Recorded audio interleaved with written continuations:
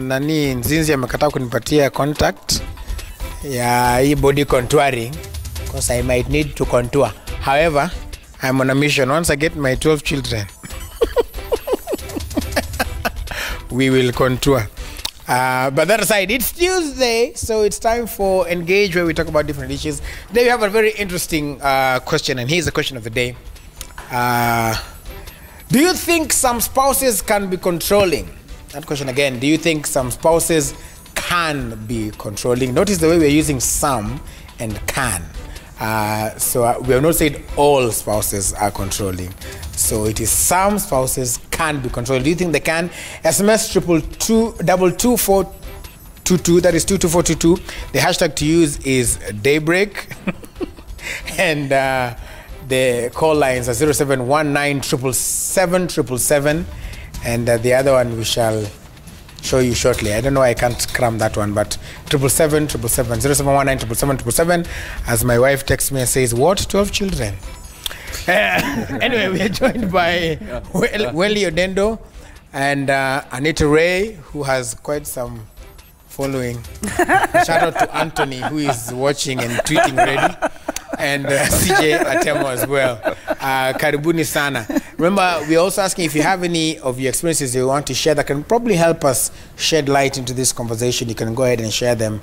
Again, using those platforms. They'll be running at the bottom of the screen here, like you can see. There's that hashtag daybreak, there's the SMS line, and those are the call-in numbers. The other one is 0724961343, as you can see down there, or 0719 777, or the hashtag daybreak. And we also have the SMSs that I'm going to be reading from the iGadgets. All right, so let's start with you, Anita Ray, the ladies first. Do you think some spouses can be controlling? Just for the question, our question of the day. Yes, I think so. Because you see, control is diverse. When you say that, people can be controlling in the house, people can be controlling out of the house, and I think CJ would agree with me. We have people who are obsessive, possessive. I think there's a difference, but. Someone is obsessive with you, so maybe it's because of their own insecurities, so they want to know where you are all the time, they want to know what you're doing, they want to know who you're doing it with, and when, how, all the time. Important. and it has to have a borderline, you know.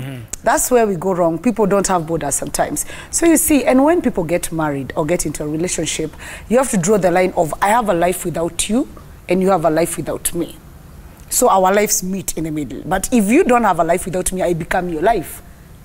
That's when the controlling comes. Sina kitu ingine kufanya na maisha yangu. I am yours, you're mine. So when you wake up, I want to know you woke up, you went to work, I want to escort you. If it's a man, I want to drop you off, I want to pick you, I want to come in the middle of the day to have lunch. You're my life. What else do you have to do with my life? So you see, there comes a problem. If you don't have a separate life in a relationship or even in a marriage, then you end up trying to control the other person's life because they're your life. And that's where the controlling comes. It can be good and bad. There's good control. There are people who can't control themselves, so they need control. I think the good control is called accountability. Maybe. I guess, but there are people who don't have control totally. There are people ukimwachilia ameenda, you know, and there are people who don't like the control, because you see, if a couple is married and you're an alpha female and an alpha male, none of you can control each other. You can't get along at all. So it depends. Is there good control? Is there bad control? Yeah. Well, good control, bad control creates bad temper. But I would agree with her, because unfortunately we make a lot of assumptions when we fall in love. We tend to think that love comes like a targeted missile. Just because you're in love, our destination is already preset, everything comes together. And so we get into the relationship and we find that there are some still elements of life that are open that we need to invest ourselves in. And so when we fall in love assumptively, we begin to assume that just because I love you, I own you. And that's where the basis of feeling the need to control the other person. And I've always tried to insist this, either it is a couple, whether it's an office, an organization, love is not ownership. Love is room to build with priority for the other person. But it is not ownership that I own you. If we took this approach, that is why you're hearing people hacking one another to death because they think you are my property. Why did you do this? Why didn't you do the other? It's the room where somebody gets violent because they feel a level of ownership. And I think also what creates that level of insecurity is somebody's own personal anxiety. They don't know how to deal with anxiety, so they try to create a way of making sure that if I can control your movement, I can predict what you're doing, where you're doing, how you're doing it, and slowly by slowly, you begin to find that there is a level of suffocation somebody begins to be under when somebody is highly, highly anxious and does not know what to do. Yeah. And also, you know, CJ, and not Chief Justice. But what do you think about the whole situation? Because I'm already even seeing some people writing in here saying, Nyamu M, for example, says, some micromanage to levels that are irritating and inappropriate, e.g., you're supposed to report to her like your immediate supervisor. That is somebody called Nyamu M who is writing to us. What do you think tips that scale of, or what necessitates that controlling nature? There's something that, you know, both Anita and Welly have mentioned, which is insecurity. And that can be very deeply rooted in somebody from the point where they're growing up. They've always felt the need to be in charge because they define themselves by what they're in charge of. Maybe they were very deprived before, and so they're trying to mitigate a need that they have. Maybe a lot of things have been taken away from them of a life, so they are scared and they don't know how to react to that. So they become very protective of anything that they have because they've either seen people leave or they were always things were being taken away from their lives.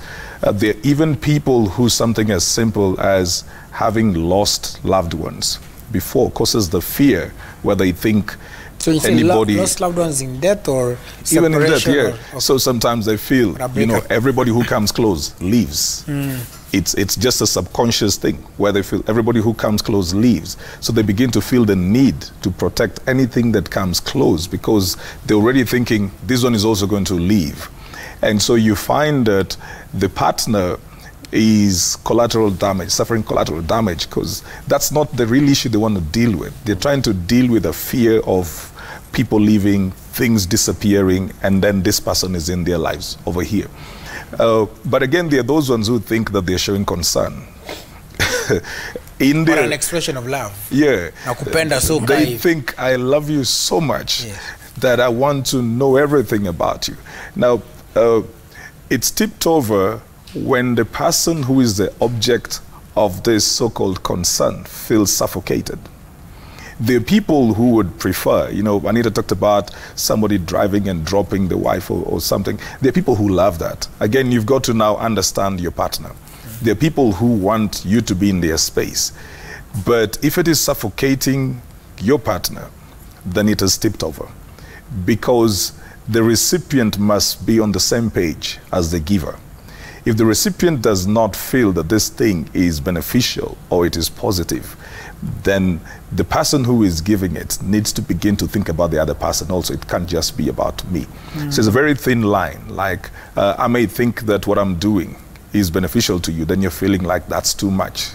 And it comes now back to communication. How are they communicating? How do you even get to know that you're crossing the boundaries? Yeah. And so, Anita, from a lady's point of view, maybe you can help us understand why are some of the reasons that women get to that level. Do men, for example, give women a reason to be controlling? Now, I'm not saying an excuse, but maybe let's say a reason. You see, first of all, I think women always want to know. If we will go back to our mothers, they always want to know. And I don't know why it's a thing we have. We always want to know. You want to know what is happening in your children's lives. You want to know what is not happening in your family. Women always want to know because it keeps you in the loop. You're a woman, you need to be alert of everything. So when she gets married and you carry that into your marriage, into your relationship, you want to know. As we said last time, we're planners, so you always want to know everything. So you will always ask. And sometimes it would come out nicely. Because you forget you're not talking to your child. It's not someone who's younger than you, but you will ask, uko wapi? I don't think people know the weight of that question. It breaks relationships, by the way, uko wapi? And you'll find maybe you're asking a man who's going to ask you kwa nini. You know, that is not anyone answering the other. Yeah. No, when you ask the woman kwa nini, she'll be like, mbona niuliza hivyo? You know, it's going to go south. It's not going to go up at any one point. But it was a genuine question of uko wapi. Maybe she wants to surprise you. Maybe she wants to do something. She just needed to know uko wapi. Yes. Do you know how simple that is, uko wapi? And she might have meant it in the nicest way. It's 11 p.m., it's 10 p.m., you're not home yet. Babe, uko wapi? The man will be like, kwani mimi ni mtoto? You're like, it was a simple answer of, I am late, I'm coming. Yeah. It's a situation of, how do you ask it? And most women, I don't think, want to be controlling. Maybe with the money, we will not touch on that. Oh, we will. Short. But in genuinely being in a relationship with a man, you don't want to control him because he's a man, but you need to know. And it's a simple question of, what are you doing on Saturday? The man needs to understand. It's not because we're asking in a bad way. It's because I need to know. What are you doing this weekend with the boys? I'm not asking because I'm investigating you or I'm looking for that on you. I just need to know, what are you doing next week with the boys? It's a genuine question. Men need to know how to answer these questions. Or maybe women need to know how to ask them differently. But there's no different way of asking, really, uko wapi? It's just one way. It's one way. Where are you? Or even if we say in English, okay, where are you? It's the same question. Do you think English in a lesson the weight, because where are you versus uko wapi? But you know, and that's why I was talking about the concern and the control. Because you could ask, Willis, where are you? And Willis will know. You're just concerned. So like, I'm still out, I'm hanging out with guys. But when that question is coming after every 5-10 minutes, everything, you already said I will be somewhere at this time, then somebody still really wants to know where you begin to feel like they don't believe what you said. And then when they begin to try and eat up into that personal space where you feel they don't trust your decisions, then the partner may feel this person is becoming controlling. So again, and then the tone, the frequency and the tone. There is the uko wapi that you feel water. You feel water in your belly. I also just want to say, Kenyans generally don't know how to understand this question. Even if you're out to ask this question, even if you're in a meeting, you're waiting for somebody, and nimeshafika Roll Media, mwambie uko, anasema ninakuja, hapana, uko wapi? Exactly. So, Welly, what do you think about especially in terms of, that tone, that question of uko? I think for me, I would say that human nature likes to hide. And when compelled to reveal itself, it must first of all be sure it is safe. When it comes from a point of feeling as though I am being coerced into a conversation or coerced into revealing myself, the assumption we make, and this is why I think most relationships struggle, is that we love is good, but the assumption that comes with it is that just because we are lovers, it should be easy to talk to me. Just because we are lovers, we should be planning together. Just because we are lovers, we should be hanging out together. But those are mechanicals. They should be worked on independent of this, whether it is feeling or choice called love. Love comes with those choices to be made. Now, you find that one person, the ladies, unlike the men, ladies are trained to be relational from the word go. And so when they come in, they already have a picture of, I'll be going home, talking to my husband, and then we'll be making supper together, then he'll be washing the dishes, and they already come ready with that relationship manual. Men, we don't come ready to relate. We come with a form of conquest. We come like we are celebrated when I was number one, I scored this, I scored this. So even to a man, that relationship starting is already, the relationship is starting, him is almost climaxing. This is I've conquered this one. Next is the children. So you have to really find a way to being relevant to this person's life, because him is thinking in terms of levels. I do this, we are now dating. When I'm dating, I'll go back to my work, but I'll take care of you. I'll feed you, I'll clothe you, I'll do it. So I think men try to hide by nature. We love concealing ourselves, and then we reveal ourselves when we feel we are safe. Same case with women. But now when it begins to be intense, we begin to feel as though, why do you want to really know where I am?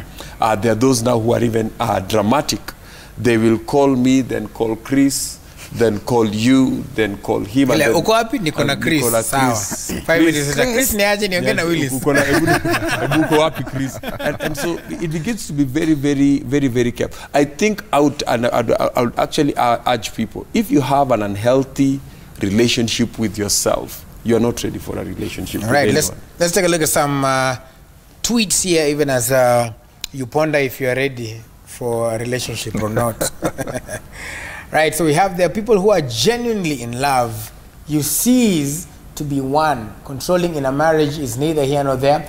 Maybe when you're not in love in a marriage setup, control has meaning. That is Laza Ofundiad 1. Then we have the Ngosi, avoid assumptions in relationships. Kuna Gilbert Amata. Without maturity, love is the shortest way to insanity. The last tweet there is, youth Kenyan, Anita has a spouse. Swali buka Anita. Mwaka nimeshtuka. What just happened? This is the 4th time. This is another one. Anita. Huh? Uko na spouse ama uko na experience? There's something you said one day in radio that ilinimaliza. Ulisema Mzeni Kenyatta. Yesu ni Bwana.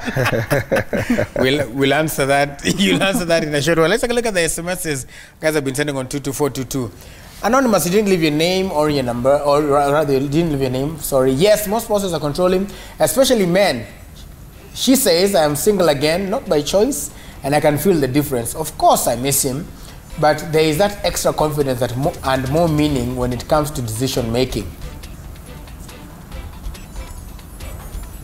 This is Stesh. I have been in a relationship for 2 years now. My husband is controlling a lot. Sometimes I even feel he's bullying me. Whatever he says, you have to go by it. Your opinion doesn't matter because he's the man for real. I feel I'm suffocated. I don't think I can handle this anymore. That is Stesh. And this is the last one. Again, anonymous. Mwanaume anasema anakupenda na hakusaidi. Ukweli, anakupenda. Yeah, so we begin with Anita. Do you feel you want to respond to whether you have a spouse or not? Or it is inconsequential? That one. You're inconsequential. That one. Wapambane na hali yao, you're youth Kenya. What about how can we help Stesh? Sorry, we have a phone call. I'm told we have a phone call from Ella from Nairobi. Ella, good morning. And what are your views about controlling spouses? Ella. Yes, my name is Ella. I'm calling from Nairobi. Mm-hmm. I really like what you're discussing about. So my contribution is this: like for me, for instance, I've been brought up in a family where we are open. Yeah, like my family. If anybody goes out, they tell the other person. As in, you're given details. I'll be out. I'm going to this and this place. So I get into this relationship, I get into this marriage, and my spouse is not the kind of person who will tell you, as in, like he could just walk out of the house and you will not even know where he's going to, just to get a text message that, oh, by the way, I'm already in town, I'm 26 kilometers away from home. So another instance is in the evening, sometimes he will be late from work, and if it is past 10 p.m., and you're calling him, just find out probably where are you okay? You'll be branded and someone who is obsessive. So I'm just kindly inquiring, am I being obsessive by wanting to know if my spouse is okay, where he is, what time he'll be home, or am I being concerned? Thank you. Right, so Ella wants to know, thank you Ella for that. Ella wants to know if she's being concerned because, like she says that, I think she says she grew up in a family where, you know, people are very much accountable to each other. Now this guy walks out, he doesn't see where he's going. Hata kusema tu nimefika tao. And when she asked about it past 10 p.m., there is a problem. So what do you think about Ella's situation? Is she concerned or is she controlling? From her voice, I think she sounds concerned, but what do you think? I think so. And then this is a matter of, the culture. She came from a particular culture, which she wanted to continue, even in the relationship. And the guy came probably from a place where everybody wakes up, goes everywhere, nobody talks about where they are. You wouldn't even know whether your sibling is awake, around or not. There are those kind of families where you're even shocked sometimes. Oh, so John, today you're around, because nobody communicates. It's important that when people come together, they begin to merge their cultures and create the culture that they want. And what I sense from this is a breakdown in communication, because she has an expectation of continuity, which is mostly what happens to most people when they get into relationships. They think that this other person or their culture is obvious to everybody. So they think that this other person knows how they relate. The other person also thinks, this is normal to everybody, because we mostly think our normal is everybody's normal. They need to just sit down and talk about the new normal that they need to create. And I think it would be good for her if she said, look, I'm not trying to control you. Just concerned. I'm just concerned. And it would be good for you to let me know so that I don't have to ask where you are. All right. I'm told you'll have another caller, Agnes from Nyahururu. Agnes, what is your view about the situation, or do you have a story or a concern to share with the panel for some help? Oh, okay. I'm told we've lost Agnes, but we also had some SMSs that came through. Maybe you can... Any more SMSs? No. I was talking about Stesh. The SMS from Stesh, who said she's been in a relationship for 2 years and she feels that, this guy is controlling, suffocating. It is my way or the highway, like a rat on the highway. It is my way or the highway. Well, how can we? What do you have to say about that, Willie, and then Anita?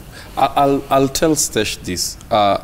Nobody should lose their individuality in a relationship. Right. Unfortunately, by the time it gets to a place where it gets there, she has allowed herself to lose her individuality. And this is where I believe most relationships don't end wrong, they start wrong. Either when they were starting the relationship, that was the hot thing. Oh, this guy is on to me, he picks me from work. And she loved it. She felt like a queen or whatever, like being the center of attention. And then that center, after 2 years, you begin to feel it suffocating. And so we become mono in how we handle things. So we know this is how it has always been. You leave work, you stand downstairs, I pick you up, I take you where, and now you want to widen your social structure or go, or as you are growing, because you're a growing creature, you meet new people, you meet new friends, you want to explore, and not necessarily for purposes of sexually or anything, but just to have relationships outside this, what we'd call a conjugal relationship or some sort. And so I think she should have drawn her boundaries, or she should start reclaiming her boundary in the relationship to rediscover her individuality, because eventually she will find her way out, and probably it will not be as structured. It will either be eruptive, but she will find a way out. You can never keep the human soul owned. At some point it will find its expression. Anita, there's also that other lady who said that, I'm breathing easy after being in a suffocating. I said, in fact, I'm single and I'm enjoying the decision making. I'm breathing easy now. Listen, something to that effect. What do you have to say to? Can it get to that point that now Muto is feeling even better single than? Actually, but the saddest thing about first of all control in this, the problem right now. Let's even address our relationship, our marriages right now. They are between how many ages? You find a 19-year-old married to a 21-year-old. That's not marriage. That's experimenting with him. And then when they are 25, the girl realizes, I've been under your arms for too long. I want to see what life has to offer. Not that they're leaving the relationship or the marriage. You just want to broaden and see what's outside there, as they would call it.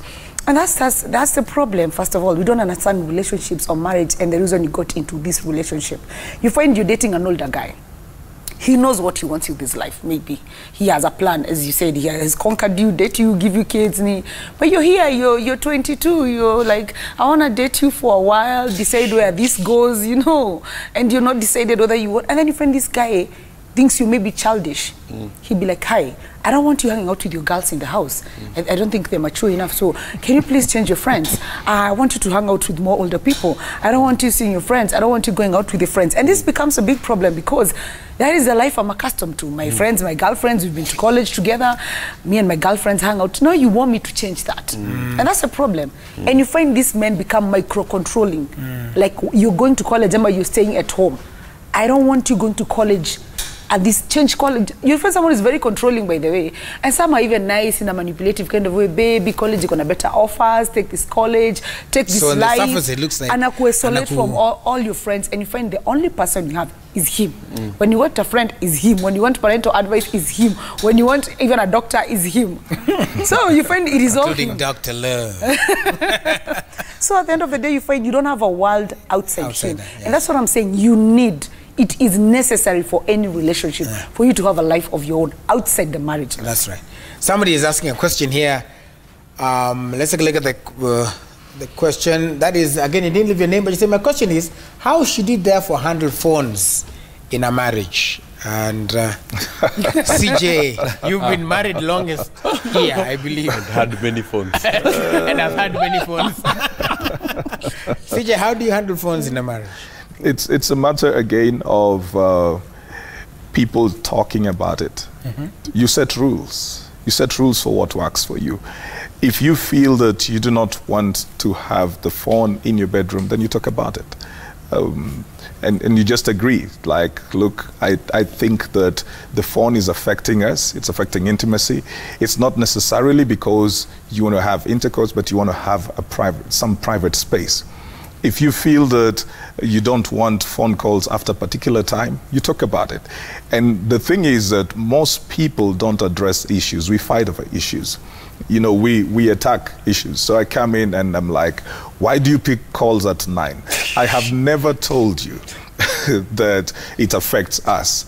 And then I suddenly come and I'm like, you're always on your phone at 9. That's not the way to communicate it. It's just rules that for both of us. Babe, I think that for us to spend some time together, probably we need to not be having our phones at certain times, and we be fair about it so that we know, both of us, at that particular time, and for a particular reason. Sorry, I'll have to cut you short. It's still about phones because I'm about to pick one. Okay. You should not do this in relationships. But Rosalind from Nairobi, you had a comment as well as to the discussion today, Rosalind?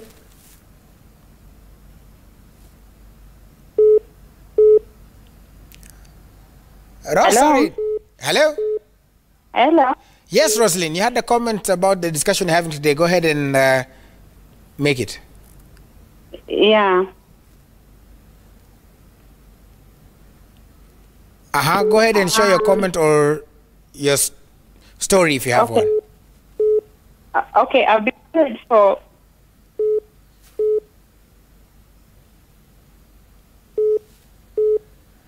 Yes, I've been go ahead. married for 36 years.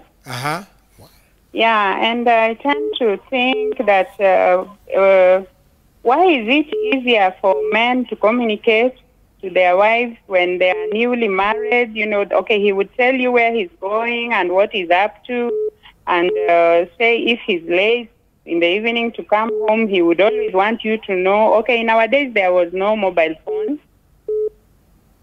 but he would tell you earlier that he's going to come late, or he would explain his whereabouts when he gets home. But nowadays, you know, if you ask somebody, uko wapi?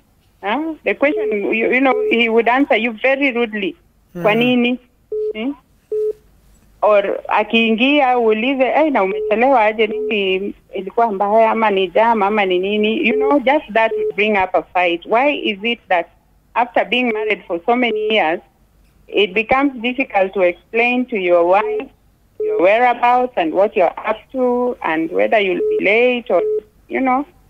Is it that you men tend to fall out of love so soon, or what is it that you expect of us? Sorry, Rosalind, you said you've been married for how long? 36 years. 6 or 36? 36, 36. Wow. Okay. Yeah, na kitambo nilikuwa naona it was so good for him. Yani yeye mwenyewe alikuwa naona ni lazima aniambie, nitachelewa leo, nitarudi mapema, you know. All right. Ama akirudi ana explain, anakuambia I'm sorry I was held up somewhere, I was with akina so and so, you know. And if you want to find out really, utapata ilikuwa ni ukweli. But nowadays mtu shut out mpaka you cannot even find out his whereabouts. Na ukijaribu kumpigia, you know, some even go as far as blocking him, you know, when they are up to some fishy business. So there's a very genuine concern there. Thank you so much, Rosin. Very genuine concern there for Rosin, who's been married now the longest, I guess. 36 years, but she's raising very serious questions. One, she's saying that in the initial stages it was okay, where I'm going, where all that was there. They used to give updates. The husband used to give updates, or we are making assumptions the husband, maybe it's somebody else. Well, she's asking, why is it that as you grow older, this stops happening? Rudeness. She's even said going as far as blocking somebody. So she's asking, is it that men fall out of love? Should she or other people start worrying that kuna mpango wa kando? What do you think the situation is? You know, initially, men and at 36, probably when they got married, then they were quite younger, probably. I'll make that assumption. And you said there were no mobile phones. Yeah. Yes. There were no mobile phones about 21 years ago. Yeah. So they're very recent. You see, mostly when men start, in most cases, the men start lower, even financially. They start lower. They're trying to find their way around. It's easier for women to pick up at the initial stage because they take whatever opportunity comes in.